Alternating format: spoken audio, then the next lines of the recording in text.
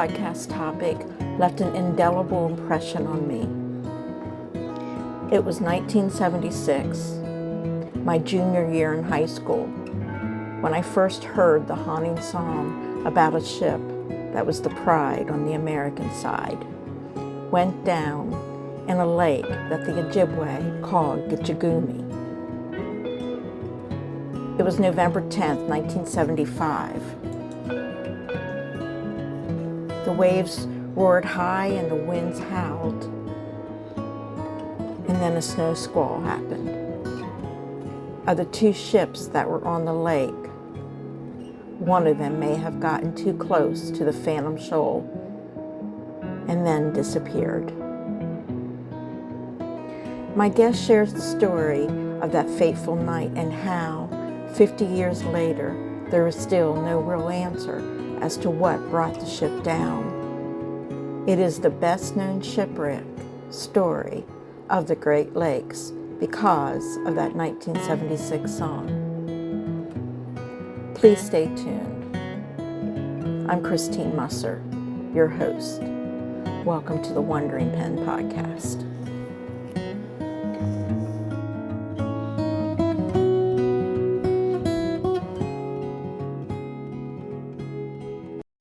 Welcome to episode 36. Today's episode took place on Wednesday, October 29th, 2025. As we mark the 50th anniversary of the sinking of the Great Lakes freighter, the Edmund Fitzgerald, on November 10th, I invited Executive Director Bruce Lynn of the Great Lakes Shipwreck Historical Society and Museum, located at Whitefish Point in Michigan's eastern Upper Peninsula, just miles from where the Fitzgerald went down. Bruce began his museum career in 1989 as a historical interpreter at Fort Mackinac on Mackinac Island, and later returned to work full-time for the Mackinac State Historic Parks. He earned his degree in American history from The Ohio State University, then went on to graduate from Eastern Michigan University's Historic Preservation Program, where he studied heritage interpretation. Over the years, he worked with Alfred P. Sloan Museum in Flint, the Piat Castles in West Liberty, Ohio, and the Ohio Historical Society, where he helped create an economic impact survey of historic sites for the state legislature. In 2015, Bruce co-authored a stunning and deeply moving book with Great Lakes maritime photographer Chris Winters titled The Legend Lives On, a richly illustrated meditation on the Edmund Fitzgerald and the stories that continue to surround her.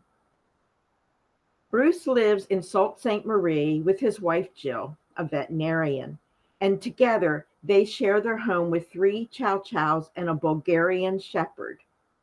Today, Bruce joins me to reflect on the Fitzgerald's final voyage, the mystery that still lingers 50 years later, and the song that turned a Great Lakes tragedy into one of the most enduring legends in maritime history. Welcome to the Wandering Pen Podcast.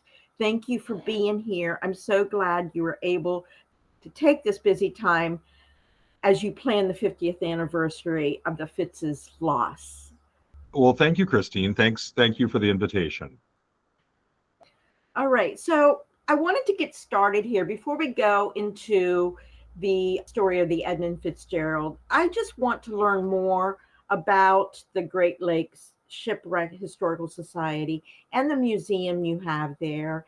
And I also would like you to touch on that the Edmund Fitzgerald is not the first lost ship on the Great Lakes. And if you just talk about, why it's really difficult for the ships to travel the Great Lakes.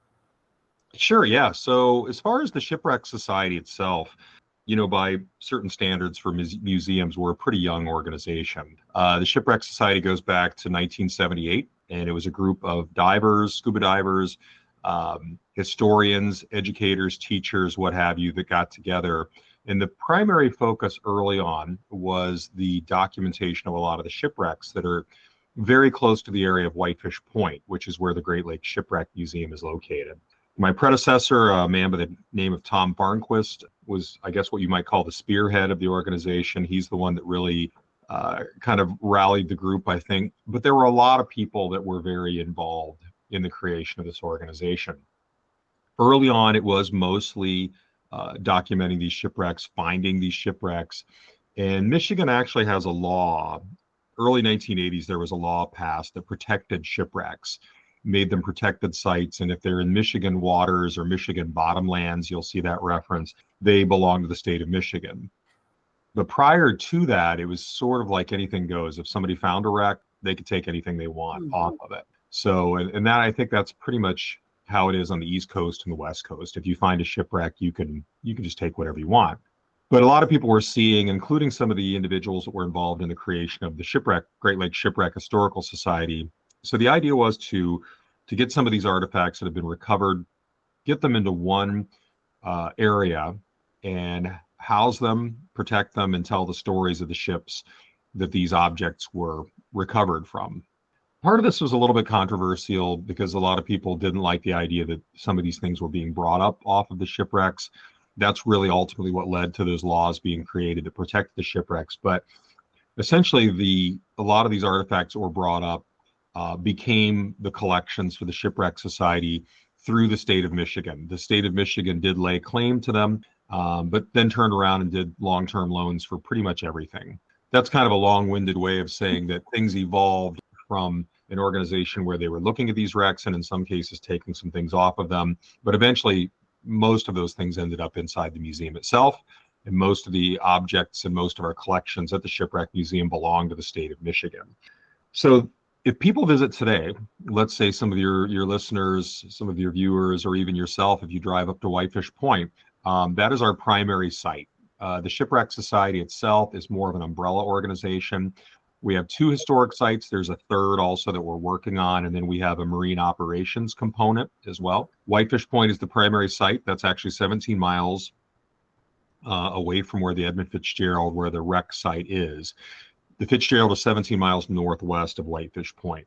But what people mostly notice when they drive up to Whitefish Point is the lighthouse that's there.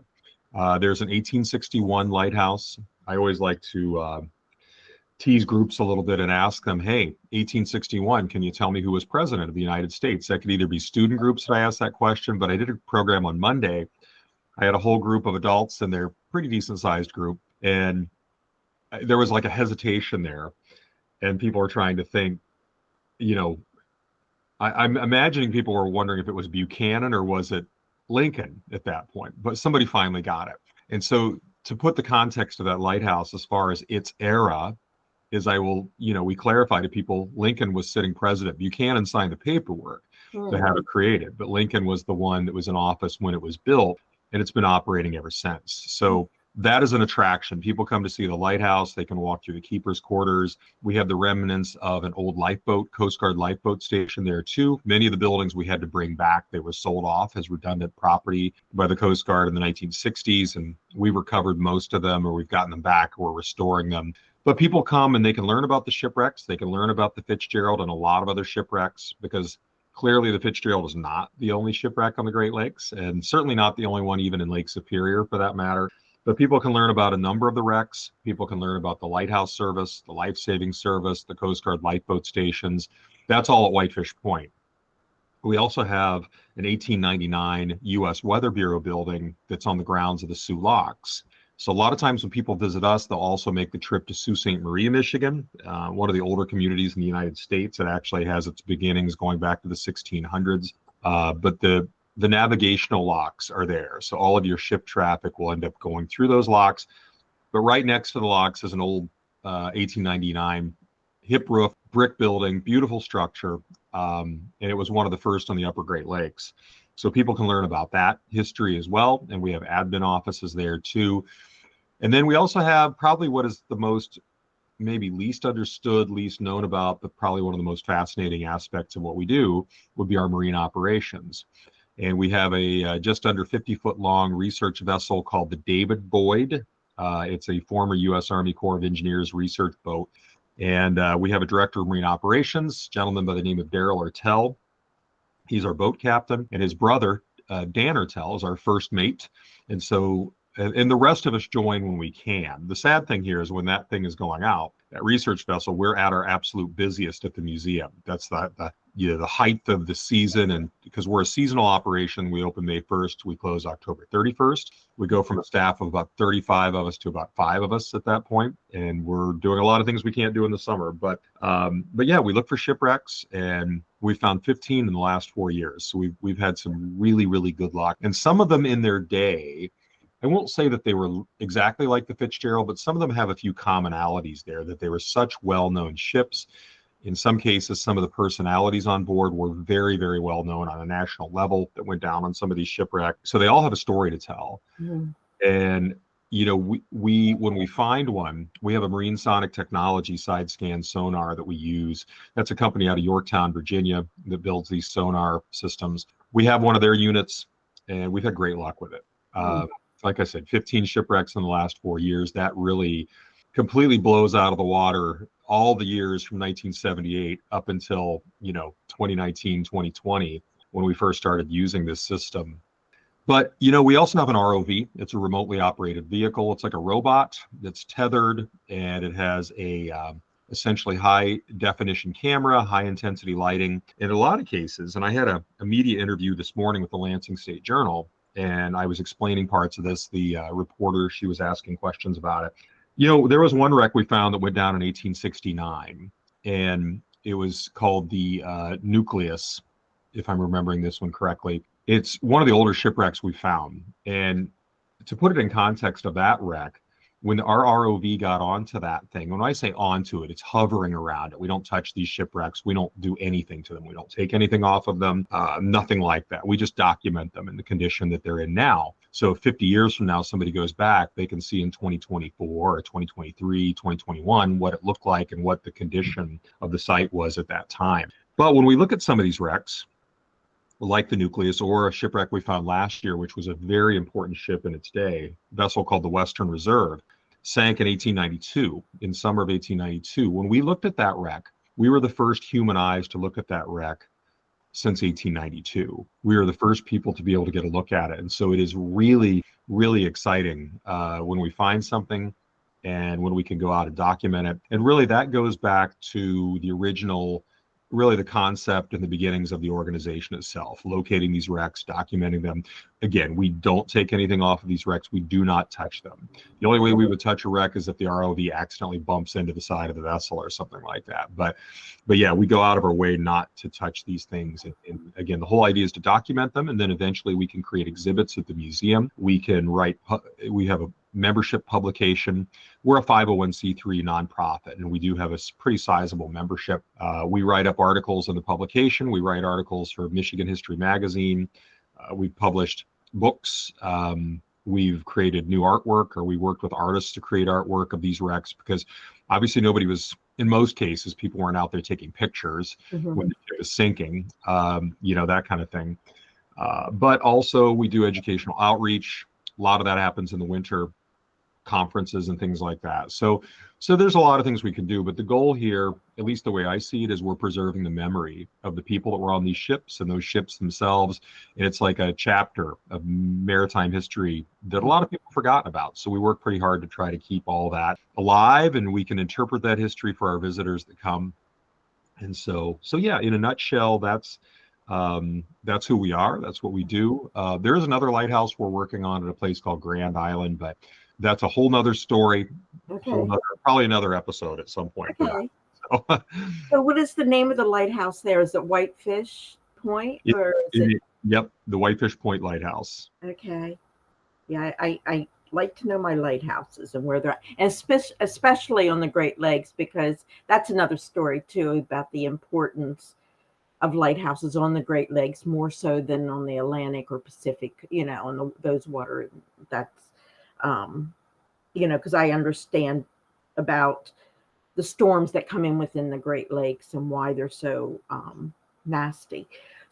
2 questions here. Roughly how many I saw that there's two figures. It's anywhere, how many in total, how many shipwrecks are there in the Great Lakes, and what is the earliest one?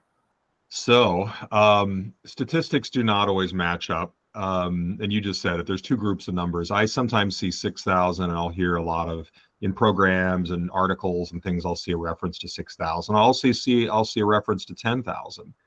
I saw a reference that, God, what was it, 28,000, something like that. Mm-hmm. And you start to wonder, where are they getting those numbers? And it's kind of tough, because really sometimes we'll find things on the beach near Whitefish Point that somebody might call us. There's an example, this is a while ago. People had a cabin west of Whitefish Point. They called us and said there's this great long shadow in the water out in front of their cabin that they've never seen before. And it turned out to be a shipwreck. And it was interesting for us. We were able to take a smaller boat and go over it, and you could look down. It was only in probably 10 feet of water or something like that. But the point I'm trying to make is, somewhere somebody along the lines knew about this ship disappearing.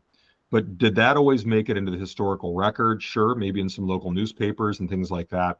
But I don't always know where those numbers come from when we hear 6,000, 10,000, 28,000, whatever. I think it's probably somewhere in the middle. But there's no question, there's a lot of shipwrecks in the Great Lakes. Period. Yeah. And the first one you'd asked about. Yeah, the earliest. Yeah, so there's a source of debate right there. There's the Griffin, which most people, people who maybe know about shipwrecks on the lakes would know about. That was theoretically the first real sailing vessel. But there's another one called the Frontenac.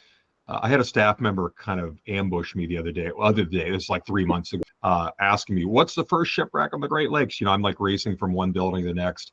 And I said, well, of course it's the Griffin. And then I thought, no, hold on a minute. That person is asking me that question that is the most obvious question. So there must be another answer. So he had dug up. There was another vessel that might have been built before the Griffin. LaSalle built the Griffin 1679. But there was another one called the Frontenac. And you have to think of these French explorers. They were trying to capitalize on the fur trade. They were exploring. It was New France. Frontenac may have been a couple of years ahead of it, but there's a source of debate about that. So I guess one thing we can take away from that is we're going back to the late 1600s when we talk about shipping on the Great Lakes.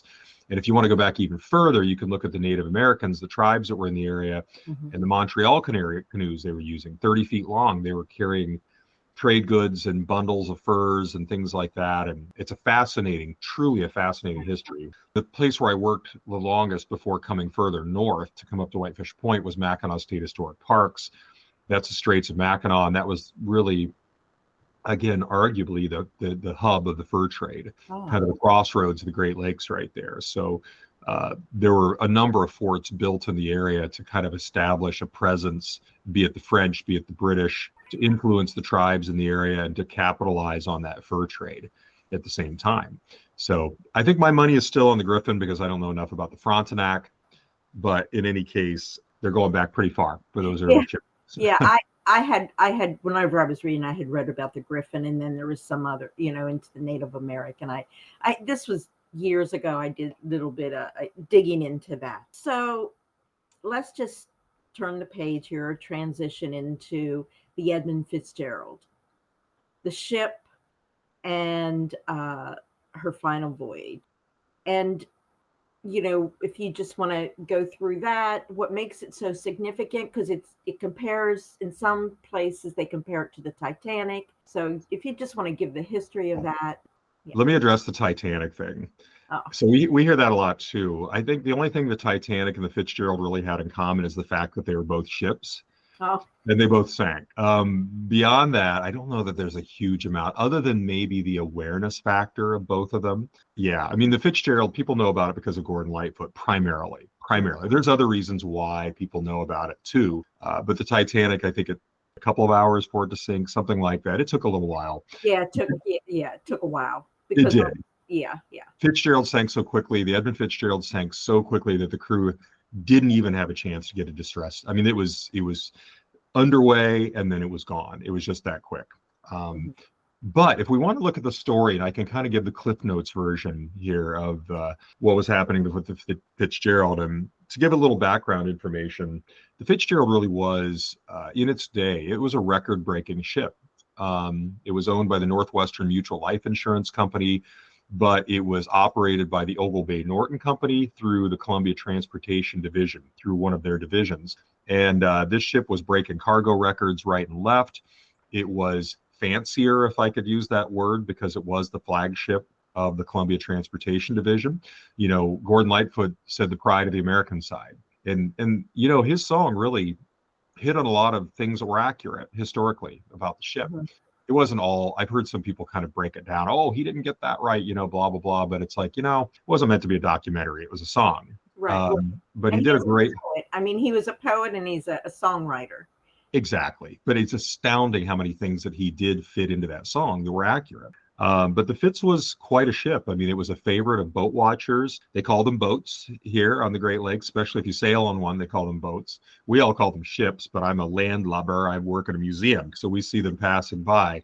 But yeah, I mean, it was a favorite. It was a flagship of its company. VIPs from all over would come to board that ship and to go on a summer trip. The J.L. Hudson Company in Detroit, I mean, in its time, it was probably one of the finest department stores in the country. They outfitted the ship with those passenger quarters and things like that. It had the best quarters for the crew, air conditioning throughout most of the ship. Some of these things were just unheard of. Mm-hmm. So when it was launched in June of 1958, this thing was a big deal. Over 10,000 people showed up at the Great Lakes Engineering Works to watch that ship get launched. That was a huge deal, and it made headlines, and it made headlines, and it made headlines. It was breaking records. And so if we move through its history, you know, on the Great Lakes, and I'm not sure if your listeners would be very aware of what the ships are like here or how big they might be. The Fitzgerald itself, when it was launched, was it was either the Detroit News or the Detroit Free Press called it the largest man-made object ever dropped into fresh water. It was 729 feet long, enormous ship. And at the time and for years, it was the biggest ship on the Great Lakes. It did have a pretty close to being a sister ship that might have been a foot longer, but it never had the notoriety, this other ship, as the Fitzgerald. Fitzgerald was one that everybody knew about. And so the Fitz, you know, went through its life, relatively short life, really making the headlines. Mm-hmm. We skip ahead to 1975, November 9th, 1975. It's in Superior, Wisconsin, loading up with approximately 26,000 tons of iron ore in the form of taconite pellets. A lot of iron ore being shipped out of that part of the lake. As a matter of fact, if you think in terms of the arsenal of democracy during World War II, that arsenal of democracy really, really depended on all of the iron ore that was coming out of Lake Superior in order to build steel, to build those ships, tanks, planes, guns, so on and so forth. That's why the Sioux locks, those navigational locks at Sault Ste. Marie, were some of the, and I've heard some people say, the most highly guarded installation in all of North America. I don't know about that. It's probably very close to being true. And actually, so much of our economy today relies on all that iron ore and taconite that's coming through, you know, for the steel industry and production, even though it's not what it once was. But a huge part of our economy does rely on that. But go back to November the 9th again, 1975. It's beautiful weather, sunny conditions, unseasonably warm. That's how you would see the weather depicted in the newspapers of the day. The Fitzgerald loads up with that taconite, not the biggest load by any stretch that it had ever carried. But they leave Superior, Captain Ernest McSorley in charge of the ship. He has a very, very good crew, as Gordon Lightfoot would say, a crew well seasoned, and really they were. You had to be good to be on this ship because this was the flagship of that Columbia Transportation Division. So the crew knew what they were doing, and McSorley had been sailing for something like 4 decades, so he knew what he was doing. They leave Superior, Wisconsin. They pass a place called Two Harbors, Minnesota. There's another ship coming out called the Arthur M. Anderson, which actually is still operating the lakes today. I have to put an asterisk on that. It's in dry dock at this point. There's a concern now that it's about to be scrapped, but which makes people very sad. And it's true because it's been around since the Fitz was operating. It's one of the older ships operating on the lakes at this point. It's not a done deal yet. It's not a done deal yet. So we'll see what happens. Sorry. Yep. So the Anderson was coming out of two harbors. They were not too far behind the Fitzgerald. The Fitzgerald was a faster ship, so it started to pull ahead. But in the meantime, Captain McSorley on the Fitzgerald and Captain Bernie Cooper of the Arthur M. Anderson, they were communicating with each other by radio, and they both knew that the weather was supposed to go bad. November is really arguably the worst time of year to be sailing on the Great Lakes, and particularly Lake Superior. Your water, it's never warm. It's never warm on Lake Superior. I mean, I'm right on the bay right now, and I jumped in 2 weeks ago, and I was in and out in about 30 seconds. And I still try to go as late as I can to just partly to say I've done it, but it also feels good when you jump into that cold water when you get out. But the point I'm trying to make is the water's never super warm, but it's warmer. It's warmer than the cold air masses that are coming. And if you combine that slightly warmed water with those cold air masses, it tends to stir the weather up. I mean, I'm not a meteorologist, but it does create for some very dramatic weather. And that was what was happening or about to happen over Lake Superior. So Captain Cooper on the Anderson, Captain McSorley on the Fitzgerald, they decide after they're observing these weather reports, and the Fitzgerald was a weather reporting ship itself. They would actually give weather reports that would go out to their home office, and those would be, shared with other shipping companies and what have you, Coast Guard and that kind of thing, and the Weather Bureau. But they knew it was going to get worse, and that was predictable. That's just what happens. So they decided to take a different route. Normally, they would just cut right across the lake, go over the Keweenaw Peninsula, the normal shipping routes. They decided to take the northern route, which would hug the Canadian shoreline. The idea was that would give them a little bit of protection from the storms that are blowing in out of the northwest, and they would be in the lee of that Canadian shoreline. It would give them a little protection. So they did that. And they had, I wouldn't say smooth sailing, but if you read the transcripts and if you read from the investigations that followed, in particular, Captain Cooper would talk about how the ships were working well in those conditions. Things were reasonably going well. But as they got further and further east, and they're closing in on the point where they're going to have to make a turn, and there's an area called the Slate Islands. Slate Islands, it's kind of in the northeastern corner of Lake Superior, south of that. But they had to turn and start making their way towards Whitefish Bay. And right about that time, I mean, there had been some issues, and I'm a little foggy. I'd have to go back and look at the timing, but Captain McSorley at one point did report that he had sustained some damage. And for him to report that on the radio where other people could listen, that tells you there was something going on there, something serious going on. He had a list. He had a radar. His radar was down. He had a couple of vents missing, vents which would allow the ballast tanks air to escape when they would take on ballast, water ballast. And then also he had a fence rail that was down, which that's really strange because these are really heavy steel cables, and how that acts like a railing. There's all kinds of theories as to how that might have happened. But the bottom line is, would that have all come from the wind and the waves hitting it? By this time, were the waves intense? it was getting worse as they were heading east, right? And so when they made the turn, and like I said, my timing might be off a little bit on how this was all playing out, but the bottom line is when they made the turn to start heading southeast to head into Whitefish Bay, they had to pass a couple of islands. It's interesting. There's some of these essentially uninhabited islands that are out there in Lake Superior that some of them are huge. Michipicoten is big.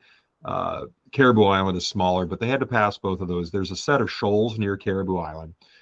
A lot of people theorize that, and it comes partly from Captain Bernie Cooper, from his testimony after the Fitzgerald sank, that he was concerned that the Fitzgerald was in much closer than he would have wanted to have been in the conditions. So there's the idea that possibly, it's a theory, possibly the Fitzgerald hit one of those shoals, caused a little underside damage, but it kept sailing. And they got within about 17 miles, like I was saying, of Whitefish Point. And right about around 7:10 p.m. On November the 10th, 1975, there was a big heavy-duty snow squall that came through. It obscured everything. And the crew in the Anderson had just had contact with the Fitzgerald not long before this. And the first mate of the Anderson asked Captain McSorley, how are you making out with your problem? And Captain McSorley responded, we're holding our own. I mean, there was a few other parts of that conversation, but essentially he said, we're holding our own. And it wasn't too long after that snow squall came through. As soon as that squall lifted, the Fitzgerald couldn't be seen on the radar any longer. They couldn't see its lights anymore. They couldn't pick it up on radio. And they were communicating with other ships, so it wasn't their radio having problems. Captain Cooper at one point thought maybe they had some kind of a electrical problem and the lights were out, but that wouldn't explain not being able to pick it up on radar. So he was starting to get a little concerned. So if you think about this, they had fought their way across the lake. A storm, not the storm of the century, but a storm of the century, no question. I mean, the Sault Locks and Sault Ste. Marie, they were clocking 90-mile-per-hour winds. The locks were flooding over. 35-foot waves were reported out on the lake. Everybody's got a story, it seems like, who was in the area of what it was like that night because it was so dramatic. So Captain Cooper reports his concerns to the Coast Guard, radios the Coast Guard. He was concerned about the welfare of the steamship Edmund Fitzgerald. The Coast Guard, I don't think, took it overly seriously at first. They were more concerned with a 16-foot boat that was missing that might have had a couple fishermen in it. Keep an eye out for them. But you can only imagine how Captain Cooper felt about that. He's talking about a 729-foot ship with 29 men on board, and the Coast Guard was talking about a 16-foot boat that might have 2 guys on board. I mean, all the lives are important, obviously, but he was really getting worried that the Fitzgerald had, in his words, maybe taken a nosedive because they had a list. They were taking on water. They did have some problems. So eventually the Coast Guard, another gentleman got onto the radio communications, and a higher ranking individual there at the Coast Guard station. And really the gravity of the situation started to take hold. I think people were really believing now that this ship did sink, and now we've got to do something about it. We've got to get a search going, get airplanes in the air. The Coast Guard individual who Captain Cooper was talking to asked if he'd be willing to turn his ship around, go back out into the lake. That's exactly what the crew of the Anderson did. There were a couple of other ships out there, actually a number of other ships out there that night. A vessel called the William Clay Ford was in Whitefish Bay. They went out to look for any potential survivors, see if there's any lifeboats, life rafts, anything like that out there. Another vessel called the Hilda Marianne went out. There was a Coast Guard cutter out at Duluth, the whole other side of the lake. They launched with a skeleton crew, and I know 2 of those crewmen. They come to our Fitz events pretty much every year, and they were on board. That crossing is one of the little known stories. But yeah, so the search was on, and obviously they didn't find anything because, well, I shouldn't say they didn't find anything. Things were found, but they knew the ship had gone down at that point. One of the aircraft in the area, and I think I have this right, had a magnetometer, and they found an anomaly on the floor 17 miles northwest, the lake floor, in about 530 feet of water. That turned out to be the Fitzgerald. It was positively identified the following year in a Coast Guard, kind of combined Coast Guard, U.S. Navy expedition. But that is the Cliff Notes version of what happened leading up to November the 10th, 1975. I think, what I would recommend for some of your listeners, take a look online. You can find actually National Transportation Safety Board report Edmund Fitzgerald. If you Google that, you will find that whole report. Okay. And there will be some information like that. I don't, like I said, it wasn't super long after that, with Captain Cooper repeatedly having communications with the Coast Guard, that the Coast Guard really started to realize, no, wait a minute.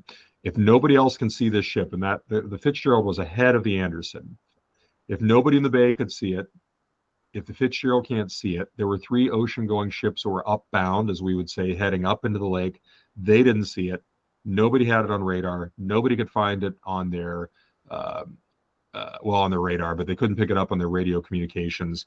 That the fact that it had damage and had a list, I think everybody really started to realize this probably, what seems impossible, and I don't think anybody ever called the Fitzgerald unsinkable. I don't know that I've ever seen that reference. But the idea that that ship, which really was such a visible ship, meaning it was just, like I said, it was the favorite of the boat nerds. It was setting these records. It was just a ship that people knew about. Mhm. The idea that that ship could sink so quickly, that the crew didn't have even a second to get a distress signal out, boggled everybody's minds. It doesn't hardly even seem possible today. But at the same time, that realization did set in, and soon after, the rescue attempts started occurring. You know, at least search, rescue. That was aircraft. It was other ships. It was that Coast Guard cutter Woodrush. Even the next morning, there was a commercial fishing vessel that went out from the Canadian side and was searching, and they found parts of the lifeboats and life rafts and bunches of life preservers and things like that. So it was a pretty extensive rescue effort and search effort that was going on once the realization set in. But you know, I when we talk about this story, that's leading up to November the 10th and the early hours, November the 11th, and then shortly after that, the Coast Guard was out kind of marking where that anomaly had been found. And the following year, they put an ROV called the Curve 3, a remotely operated vehicle, to positively identify it. These are all chapters of this whole story of the Fitzgerald, because then things started happening after it sank. You know, again, more search, more analyzation of the wreck site. Once they found it, trying to determine why it sank. That this ship ended up in the headlines again because of what had happened. Not only the fact that it sank, but now the investigations that were going on, that made the headlines. Further expeditions, Jacques Cousteau. When Jacques Cousteau came up into the Great Lakes, it wasn't to see the Fitzgerald, but they made the Fitzgerald a part of it. And they made a very brief trip to the Fitzgerald wreck site. And by the way, we need to keep in mind this ship is in Canadian waters too. It's not in U.S. waters. Okay. But Jacques Cousteau, the Calypso, came up, and one of their submersibles they put down on the Fitzgerald. They came back with the conclusion that it must have broken up on the surface. Honestly, I find that hard to believe. If it broke up on the surface, one might think that they would have had at least a chance to get a distress signal out, because an object like that, if it's broken up, and there's two other shipwrecks on the Great Lakes that were relatively recent before the Fitzgerald sank. There was one called the Carl D. Bradley, that was 1958, November. There was another one called the Daniel J. Morrell. That was November of 1966. And heck, the stern of the Morrell went on for 5 miles before it finally sank. So, and the Bradley sank in probably, I think it was like 10 minutes, roughly. They got plenty of distress signals out. That's really what saved. There were only 2 survivors from the Bradley, 1 survivor from the Daniel J. Morrell.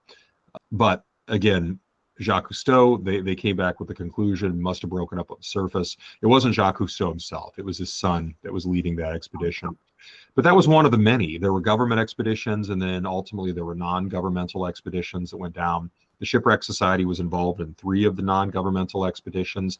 But really, each time that they were going down, not only were they making headlines, which they absolutely were, but they were coming back with more questions than answers. And I put in that headlines part because the Fitzgerald seemingly has never left the headlines. There might be years here or there where we don't hear anything about it, but by and large, it's been in the headlines a lot. And if we look at 1976, the year after, Gordon Lightfoot, Canadian folk singer, who grew up in Aurelia, Ontario, lived in Toronto, very familiar shipping on the Great Lakes. He read a couple of articles about the Fitzgerald. One was in Newsweek, if I remember correctly, and they'd spelled the name wrong of the ship. He was really thinking this whole story and this ship, and most importantly, the crew, were kind of getting the short shrift here and not being given the due respect of the real tragedy of this situation. So he wrote the song. That's 1976. It hit number 2 on the Hot 100, Billboard Hot 100. That's hard to imagine, especially in the 70s.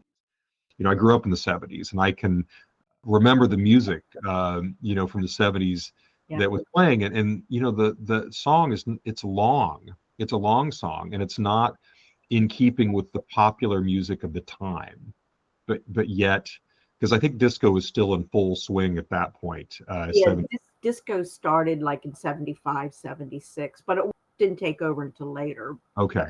But it was there, right? And yeah, so it was there. And again, you think of music that was playing at that time. This wasn't really in keeping with that. In any sense, in any case, it did hit number 2 on the Hot 100. So this put it, really kind of thrust it into the public, the popular imagination. And if you break that song down, and one of our speakers on November the 10th does the absolute best job of explaining how Gordon Lightfoot came to write this song, how the song was first performed, which incidentally, that first performance, the first time they ever played it, and some of the other guys didn't know really anything about the song. That first performance is the one you hear on the radio. They kept trying to get it right again and again and again. They never got it right the way he wanted it, the way Gordon Lightfoot wanted it. So the one you hear on the radio, that was their first take, believe it or not. So that song really told a lot of parts of the story, even right down to the musty old hall in Detroit at the Maritime Sailors Cathedral. That's Mariners Church in Detroit. And in the musty old halls, he called it, which kind of became a joke, especially with the rector, the minister of that church, Richard Ingalls Sr. There's Richard Ingalls Jr., who was also the minister there at one time, too. But Richard Ingalls Sr. met Gordon Lightfoot in later years and said, hey, you should really come over and visit the Mariners Church. It's not really that musty. It's not really, as a joke. Yeah. And Gordon Lightfoot actually changed some of the lyrics a little bit. Rustic old hall is what it became. And he also changed some of the lyrics after he spoke with some of the Fitzgerald family members, because they kind of, in a nice way, pointed out that the way that song came across in some aspects maybe shed a not so positive light on the work done by their loved one that was on board the ship. Mm-hmm. So, but we'll look at Gordon Lightfoot. He really kind of put that ship into the public imagination. But again, headlines were being made long after that song was written and performed. Other expeditions came and went. And we get to 1995, and the last expedition, that's a National Geographic, Royal Canadian Navy, Sony Corporation, Great Lakes Shipwreck Historical Society. It's July of 1995. The idea is to go down to further document the wreck, again, with the idea of trying to understand to a degree why this ship sank. But also, I think the primary mission on that one was to recover the ship's bell and to have that placed in the Great Lakes Shipwreck Museum at Whitefish Point as a memorial to the Fitzgerald. And that was at the request of a number of the family members. I don't know that all of them were on board with this, but most of them were. And the idea that helped to, and Richard Ingalls Jr., I mentioned Richard Ingalls Sr., he helped also with working with the Canadian government, as did a number of the Fitzgerald family members. There's a lady who's going to speak on this very subject this year. Her name is Debbie Champeau. She was a part of this effort. Her dad was on the Fitzgerald. Cheryl Rosman, her dad, Cheryl since passed, her dad was on board the Fitzgerald. Janice Armagast, her husband, was on board the Fitzgerald. And Ruth Hudson, her son Bruce, was a deckhand, young guy. You know, he was a student at Ohio State, but was taking a little time off to work on the ship. He had a brand new Dodge Challenger waiting back at the dock, waiting for him. Him and his buddy Mark Thomas, who was also a deckhand. They couldn't wait. When the ship sank, it was not on its last trip of the season, too. There are some books that tell us it was the last trip, but that's not the case. But in any case, yeah, those four women really worked hard, along with Richard Ingalls Jr., to petition the Canadian government to have the site really dubbed a grave site as well. It also to be protected from further dives. I mean, not to say that an expedition could never go down it. There is a provision in the Ontario Heritage Act which protects this wreck site. But if there's some scientific reason to go down there to maybe better understand why it sank, which might, save lives in the future. Mm-hmm. But this is 50 years on we're talking about. So I don't know that we're going to ever see, and we at the Shipwreck Society don't advocate at all for any other trips to that wreck site. All those different expeditions that went down, I don't know what we're going to learn at this point. So it is a gravesite as far as we're concerned. But bringing all this up in this context is these were all headlines that we're making. So the ship, again, kept getting back into the headlines. And I think it's another reason why so many people are aware of this, let alone, again, Gordon Lightfoot. And if we go through the years beyond 1995, at the Shipwreck Museum, we do a commemoration each year. We do a memorial service just for the family members, and we live stream it. If anybody's interested in that, our website is shipwreckmuseum.com. And in the days leading up to November the 10th, we'll put the link for this live stream so people can watch it. But there are sites all over the Great Lakes that host Edmund Fitzgerald memorial ceremonies each year. I think one thing that we do that's maybe a little different than a lot of them, of course, we have the bell, right? So that was recovered in 1995. So we ring that bell 30 times, 29 times for each sailor on the Fitzgerald when it sank, but we also ring it a 30th time for all sailors lost on the Great Lakes. And I think that's maybe where we differ slightly, because I try to, and I think my predecessor did this too. I try to emphasize the fact that this is one shipwreck we're talking about. Mm-hmm. And there are thousands, be it 6,000, 10,000, 28,000, whatever. There are thousands of other shipwrecks in the Great Lakes, and those crew members that perished on those ships, that went down with their ships, they all had family members at home too. So in each in their own way, they're like the Edmund Fitzgerald. And one last thing I'll add to that is there's an author by the name of Fred Stonehouse. Fred wrote the original book on the Fitzgerald. He published it in 1977. I still think it's the best one. Although there's a new one that came out by author by the name of John U. Bacon. Fred Stonehouse is simply called The Wreck of the Edmund Fitzgerald. That's the first one I bought in 77. That does the best job of just breaking down the facts. John U. Bacon's book that just came out, The Gales of November, that tells more of the human stories, the people involved, the families, the crewmen. Where did they go when they came into port? What were they like? What were their, hobbies? What did their friends think of them? And, so on and so forth. So it brings more of those human stories to light. And then I'm going to put in a plug for our own book we published through the museum. We published one it's a 320 odd page.